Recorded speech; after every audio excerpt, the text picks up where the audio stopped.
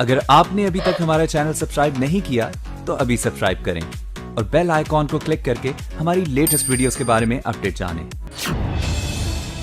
2022 से पहले सपा को जागना होगा। अखिलेश यादव को देना होगा अब ध्यान।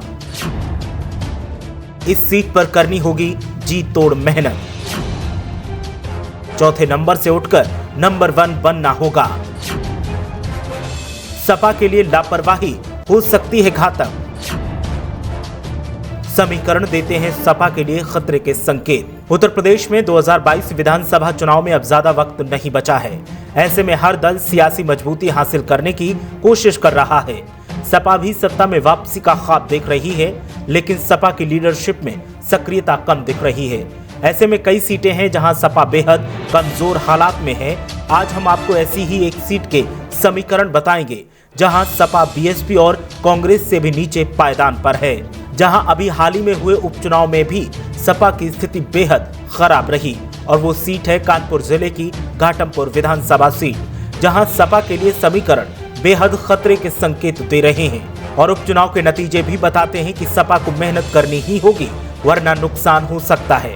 ऐसे में पहले जानते हैं कि उपचुनाव के बाद और उपचुनाव में सपा के लिए घाटमपुर सीट पर क्या माहौल रहा। घाटमपुर सीट 2017 चुनाव में बीजेपी ने जीती थी और 2020 उपचुनाव में भी बीजेपी ने यहां जीत दर्ज की, लेकिन सपा के लिए यहां दोनों बार बेहद मुश्किल दिखाई दी। उपचुनाव में तो सपा कांग्रेस और बीएसपी से भी पीछे दिखाई दी। घाटमपुर उपचुनाव में जीत का दावा करने वाली सपा हार गई।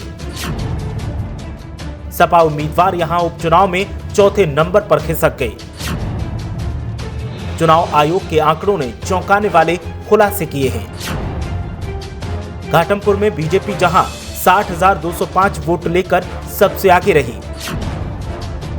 तो वहीं कांग्रेस 36,506 वोट हासिल कर दूसरे नंबर पर रही। बीएसपी ने भी करीब 33,882 वोट हासिल किए और तीसरे नंबर पर रही। लेकिन सपा की हालत सबसे ज्यादा खराब दिखाई दी। सपा को जो वोट मिला वो दावों से परे चौंकाने वाला था। समाजवादी पार्टी को मात्र 22,649 वोट ही मिले। वोटों की यह संख्या सपा के दावों की पोल खोलती दिखी। ऐसे में सपा को अपने दावों से हटकर कोर वोटर्स के साथ साथ कार्यकर्ताओं को भी मजबूत करना होगा और कार्यकर्ताओं को 2022 से पहले क्षेत्र में सक्रिय करना होगा, वरना सपा को बड़ा नुकसान झेलना पड़ेगा। घाटमपुर सीट पर सपा की जो स्थिति है वो बेहद चिंताजनक है। ऐसे में अखिलेश यादव को भी ट्विटर को छोड़कर मैदान में उतरना होगा और किस वजह से पार्टी की इतनी बुरी गति हो रही है उस पर संज्ञान लेना होगा, वरना 2022 में फिर से सपा को कहीं बीजेपी से हार का सामना न करना पड़ जाए। घाटमपुर के बाद कल हम आपको एक और नई सीट का समीकरण बताएंगे। तब तक आप हमारे साथ बने रहिए और सियासी अपडेट को जानने के लिए हमारे चैनल को अभी सब्सक्राइब करने के साथ ही बेल आइकन को भी प्रेस कर दीजिए, ताकि हर खबर का नोटिफिकेशन सबसे पहले आपको मिले। ब्यूरो रिपोर्ट, मीडिया हलचल।